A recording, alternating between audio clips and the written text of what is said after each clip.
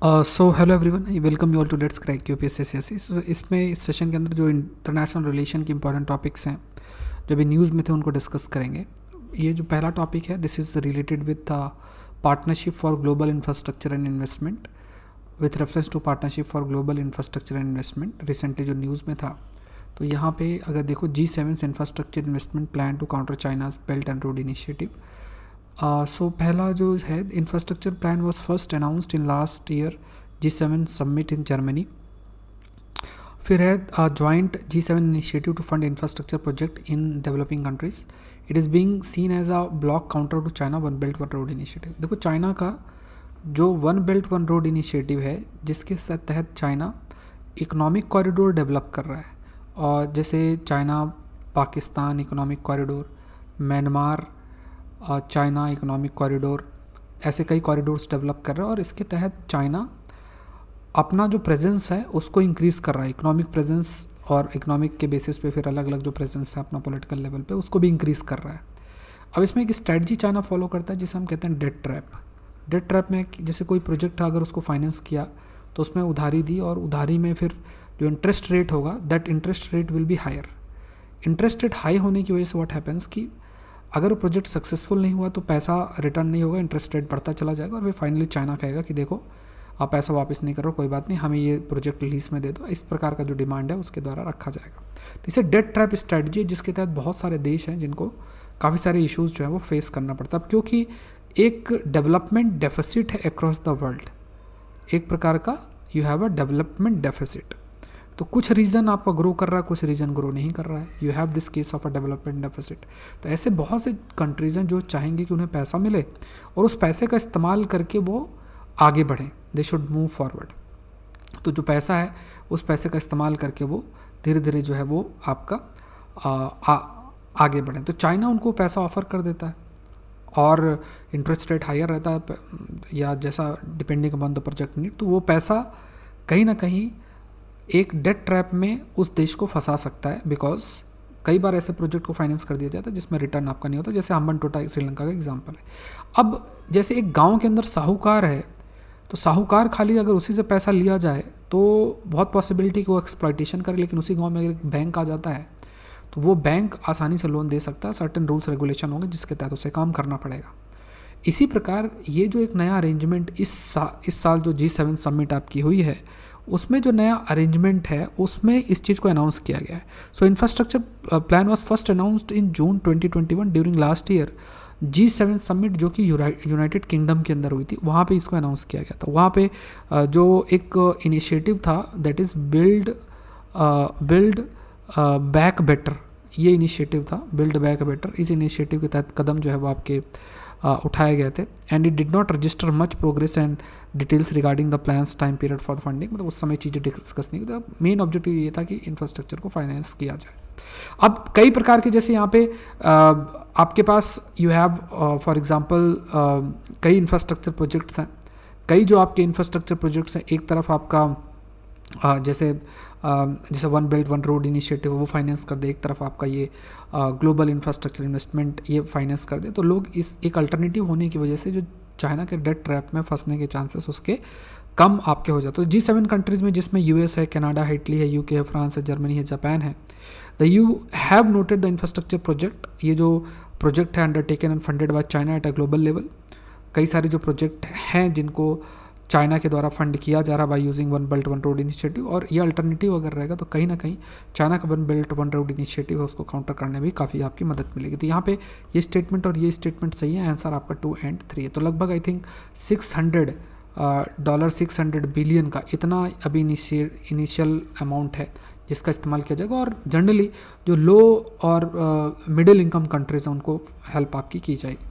Next देखते हैं G7 आपका न्यूज़ में है, तो इसमें ध्यान रखना। तो G7 leader unveil $600 billion plan to rival China's Belt and Road Initiative in developing nation. So it is an intergovernmental political forum consisting of Canada, France, Germany, Italy, Japan, United Kingdom and US. The European Union is a non-enumerated members. non-enumerated members. From 2022, the United Kingdom has taken over the rotating presidency of G7 following the presidency of the Germany. यहाँ पे आपको जो है correct statement बताना है. So from 2022 Germany, United kingdom ने नहीं, Germany has taken. पहले यूनाइटेड किंगडम के पास था, फिर जर्मनी ने लिया और the rotating presidency.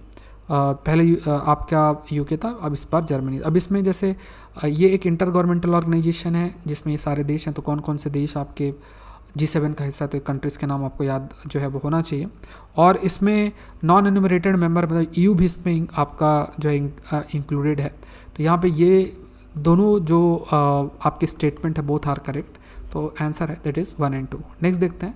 With reference to countries gain European Union EU membership consider the following statement. अब ये भी देखो कैसे European Union make Ukraine a candidate for EU membership. ये चीज़ आपकी हाईलाइट की गई. So it is covered under EU treaty. ये जो है EU ट्रीटी के अंदर कवर्ड है. clause EU treaty clause that says if a member fall victim to armed aggression, the other EU countries are obligated to assist it by all means in their power. The main benefit of EU membership though are economic, since it gives access to the market of 450 million consumers with free movement of labor, good, services and capital. तो यहाँ पे अगर देखा जाए तो यहाँ पे एक तो EU का मेंबरशिप थोड़ा सा लंबा भी है और it is covered under the EU treaty clause, जिसमें कोई भी जो member if a member fall victim of armed aggression या the other EU countries are obligated to assist it. मतलब अगर किसी पर ऐसा हमला हो जाता है तो उस सिचुएशन में दूसरा जो EU देश है वो उसकी मदद आपका करेगा. मेन बेनिफिट EU मेंबरशिप का है इकोनॉमिक लेवल पे तो है ही, फिर लगभग 450 मिलियन जो कंज्यूमर है उसको भी एक्सेस करने का मौका मिलता है, क्योंकि एक सिंगल मार्केट के रूप में जो भी 27 देश हैं वो जो यूरोपियन यूनियन के 27 कंट्रीज वो एक सिंगल मार्केट के रूप में कार्य आपका करते हैं. तो free movement of labour, goods, service, capital सब कुछ आपका इजीली होता है. तो यहाँ पे देखो दोनों स्टेटमेंट आपके सही हैं, तो आंसर है दैट इज़ 1 and 2. नेक्स्ट देखते हैं. With reference to the UN public service award consider the following statement. It is intended to reward the creative achievements and contribution of public service institutions that led to a more effective and responsive public administration in countries worldwide.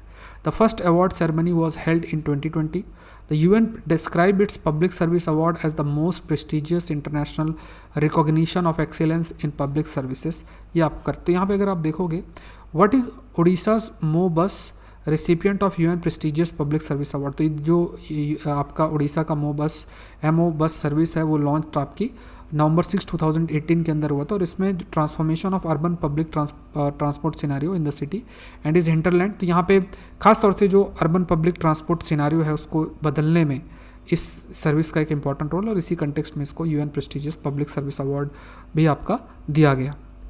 अब इसमें देखो first जो award ceremony है वो कब हुई थी 2020 के अंदर. तो ये 2003 के अंदर पहली जो अवार्ड सर्विस है वो आपकी हुई थी. फर्स्ट अवार्ड सेरेमनी 2003 के अंदर हुई थी. MO bus the bus service of Orissa capital region urban transport authority का वो हिस्सा है. Orissa capital region urban transport authority का हिस्सा है, और इसे लगभग we can say recognized by the United Nation as one of the 10 global recipients of जो एनुअल पब्लिक सर्विस अवार्ड है 2022 के लिए.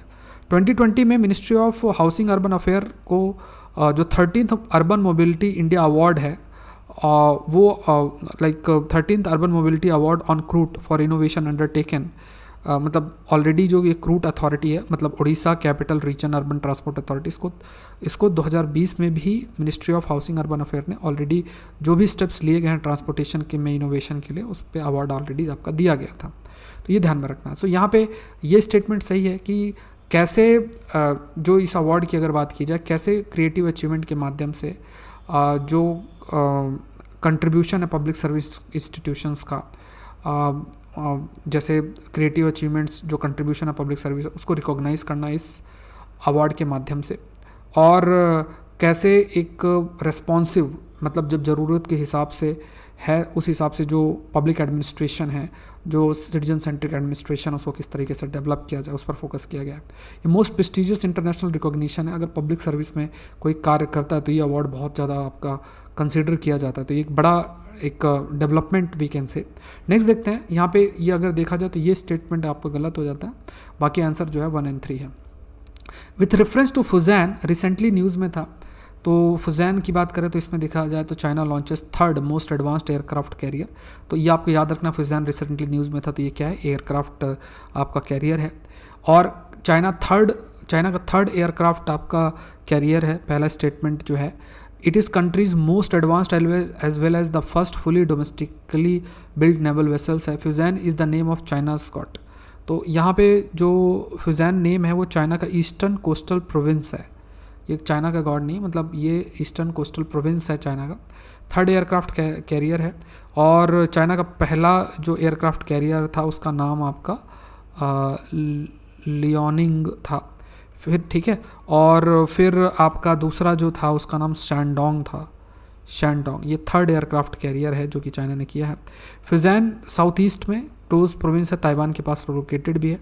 सेल्फ रूलिंग प्रोविंस है। China says must be reunified with the mainland, मतलब खास तौर से ताइवान की अगर बात किया जाए तो यहाँ पे ताइवान को चाइना भी कोशिश कर रहा है कि ये हमारा हिस्सा बने, और इस डायरेक्शन में चाइना कंटिन्यूस बेसिस पे कार्य भी आपका कर रहा है। तो ये पॉइंट आपको ध्यान रखें, ये सेकंड गलत है, ये बाकी दोनों सही हैं। दूसरा, इसमें इलेक्ट्रोमैग्नेटिक कैटापॉल्ट का इस्तेमाल है। जैसे जब एयरक्राफ्ट है, जैसे मान लो ये एयरक्राफ्ट है और इसको अगर पुश करना है इस तरीके से, तो इसका जो पुश होता है, तो पहले तो स्टीम का इस्तेमाल होता था, अब इलेक्ट्रोमैग्नेटिक का इस्तेमाल आपका होता है। तो इससे क्या है कि जैसे एयरक्राफ्ट कैरियर है, यहाँ पे एयरक्राफ्ट को पुश करेंगे और फिर ये उड़ जाएगा। तो आपने कई वीडियोस देखे होंगे, तो उसमें इलेक्ट्रोमैग्नेटिक कैटापॉल्ट का इस्तेमाल इसमें होता है, जो फुजैन है इसकी में, ये पॉइंट आपको ध्यान में रखें। तो यहाँ पे आंसर है that is 1 and 2। Consider the following statement, recently Russia has overtaken Saudi Arabia to become India's second biggest supplier of the oil. India the world's second biggest oil importing and consuming nation. India import over 85% of the oil. तो यहाँ पे अगर आप देखो, Russia overtake Saudi Arabia to become India second biggest oil supplier. तो यहाँ पे अगर आप देखो, अगर इस चीज़ को देखो तो आप इफ़ यू सी, तो व्हेन यू टॉक अबाउट, तो यहाँ पे Russia has overtaken Saudi Arabia to become India second biggest supplier of oil behind Iraq. So Russia has overtaken Saudi Arabia to become India's second biggest supplier of oil behind Iraq. ये चीज़ है, मतलब हम Russia से जो oil ले रहे हैं वो उसका अमाउंट आपका कंटिन्यूस बेसिस में इंक्रीज़ हुआ है। सो रशिया ने इसको ओवरटेक किया। India the world second biggest oil importing and consuming nation है। तो इंडिया बेसिकली यूएस और चाइना के बाद थर्ड बिगेस्ट ऑयल इंपोर्टिंग और कंज्यूमिंग नेशन है। इंडिया इंपोर्ट लगभग 85% अपना ऑयल इंपोर्ट करता है। तो ये पॉइंट्स आपको ध्यान में रखना है। यहाँ भी जो आंसर है दैट इज़ 1 and 3। तो अनअकैडमी में आप मुझसे जुड़ सकते हैं करंट अफेयर के कोर्स के लिए। जुलाई का करंट अफेयर्स आपका कोर्स 11:30 बजे मॉर्निंग से 2 जुलाई से स्टार्ट हो रहा है। तो अभी ग्रेट ऑफर भी चल रहा है, यूज़ द कोड SPLIV। तो आप मेरे कोर्स तो देख ही सकते हैं, साथ में सारे एजुकेटर के सारे सब्जेक्ट के कोर्सेज भी जो है वो आप एक्सेस कर सकते हैं। तो ये ग्रेट अपॉर्चुनिटी है आपके लिए, आप ज़रूर से इसका जो है हिस्सा आप बने। आप जब जुड़ेंगे तो सिर्फ करंट अफेयर्स ही नहीं, सारे सब्जेक्ट जो आपको पढ़ने, सारे एजुकेटर के सारे सब्जेक्ट भी आप एक्सेस कर सकते हैं। आपको 20% का ऑफ भी रहेगा ऑन ऑल जो भी आप UPSC का सब्सक्रिप्शन है। 30th इसकी लास्ट डेट है। आपको लिंक डिस्क्रिप्शन बॉक्स में मिल जाएगा। Use the code SPLIVE। Agriculture optional या दूसरे कोई भी ऑप्शनल प्लस जनरल स्टडीज़, इसका कॉम्बो सब्सक्रिप्शन आप ले सकते हैं। तो जितने भी ऑप्शनल है उसको आप देख सकते हैं। जनरल स्टडीज़ के सारे कोर्सेस वो आप एक्सेस कर सकते हैं। सारे एजुकेटर के सारे कोर्सेस जो हैं वो आप एक्सेस कर सकते हैं।